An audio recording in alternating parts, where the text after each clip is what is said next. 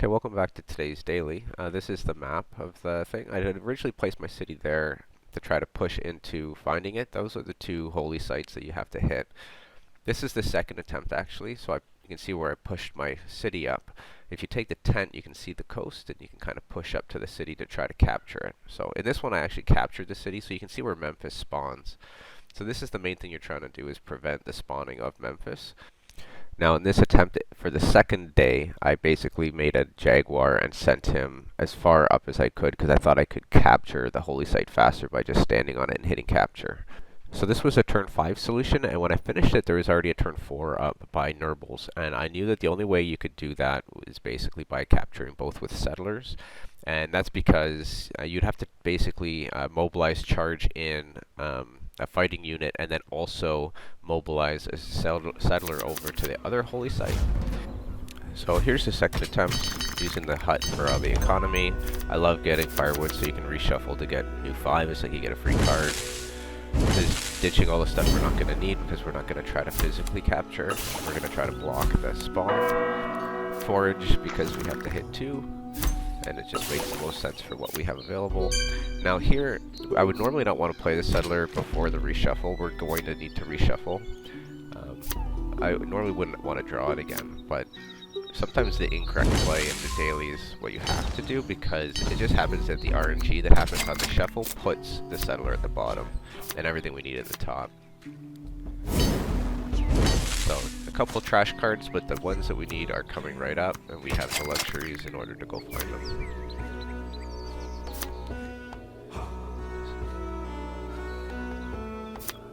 And now I'm just trying to think through, like now I'm burning hammers in order to draw, which is usually bad, but there's the woodsman that we actually need. So this was a really interesting solution because you have to get to that desert, and you can't do it without the woodsman.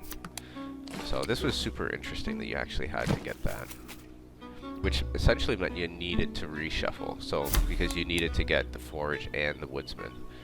So here we're gonna finish the turn off with a farm. Now this is where the lines could probably be different. So we did this. You could also dig for the harbor and pop it off and then keep digging for more. I tried that in another couple lines, but this one seemed to work really well. Now if I don't put the ritual back in, like if I save it here, I get a slightly different line of RNG that the harbor offers next turn.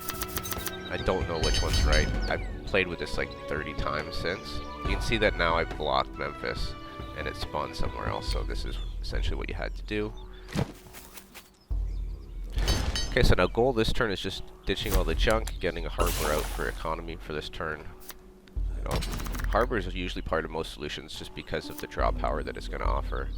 Now here, I couldn't remember if I wanted to ritual first or settler first. I'm going to be doing both things this turn and then foraging to push the extra pop out. I'm pretty sure the RNG line actually has you put the settler first in, triggering a reshuffle, and that orders things properly. The other thing is, depending on what you do here, you'll get a different set of offers on turn 3 from the trade from the harbor. So a big part of dailies is sometimes just doing what could be poor plays and doing them to see what RNG lines the game will offer, both on the order of cards in the reshuffle and then also on what will be offered in the trade the next turn. It's just kind of part of what you gotta do.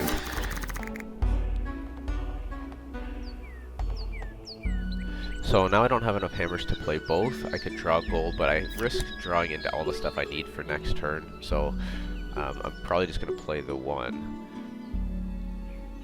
And now the problem with this daily shows itself, because we can only move so far, and it's too far away from the holy site. So this is a thing that on the first run kind of really confused me, is how we both, like how we get everything done and be where we need to be. And then I thought, you know, there's always a good reason for why they pick different civs, and in this case we've got access to ritual. So I thought maybe the solution is a culture bomb on that city using ritual in order to actually, you know, prop gaining ownership of the tile that the holy site's on. And it turns out that that is actually what you have to do. So now we're just going to try to maximize our gold going to the next turn.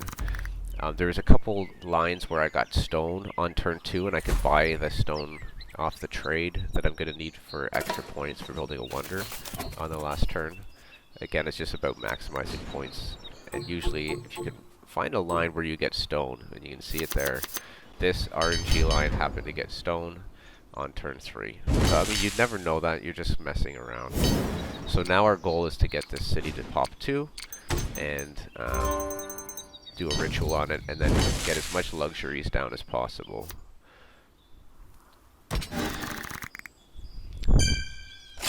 So we're getting a bunch of gold here by ritualing the first city. Don't know if that's necessarily needed, but we do need a whole bunch of gold in order to draw and thin our deck. It's possible the optimal line is to not do that, because you lose a pop. Maybe that's 1 point of loss.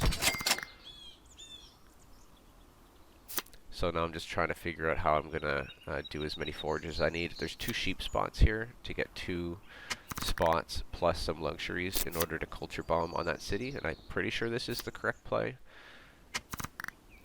And then I'm also going to need to forage on the actual stone in order to play the hanging gardens cheaper. And now we hit the level we need. We do this for 4 culture, or 5 culture, and then we put the hanging gardens down, and we're going to work it. And then we're going to try to put as many luxuries down. Now, this last part, none of the luxuries seem to really proc points on any of the other cities. I think some runs I did get 1 on the lower city, but no matter how many I throw into the top city, I've never been able to get it. I think I need to put 5 more culture into the city in order to hit the holy site. So you need to use at least 5 of them on that city. I'm just trying to think, is there any way I can play another ritual or do anything like that? And I don't think there is. And there's also really no benefit because I really was looking for a forage on that whale so I could get 2 more luxuries. So this one I popped all 7 into there. I got 3 victory points. I've tried ones where I popped 5 into there, and the other ones in the other cities I got 1. So this is the highest I could get. Now I think Nervals does have a higher score. At the time of this, I thought this was a first place run, because I passed him, he had 40, but then he ended up getting a 45. So this is a 43, there could be some other lines where there's 45, but that's the general idea of what you were looking to do in this one, is use culture to hit that holy site. And using Woodsman in order to push in and prevent the spawn of Memphis. So there you go. Nervals can talk about how he got those extra 2 points. I'm not sure. His line might be slightly different than mine. Thanks for watching. See you on the next one.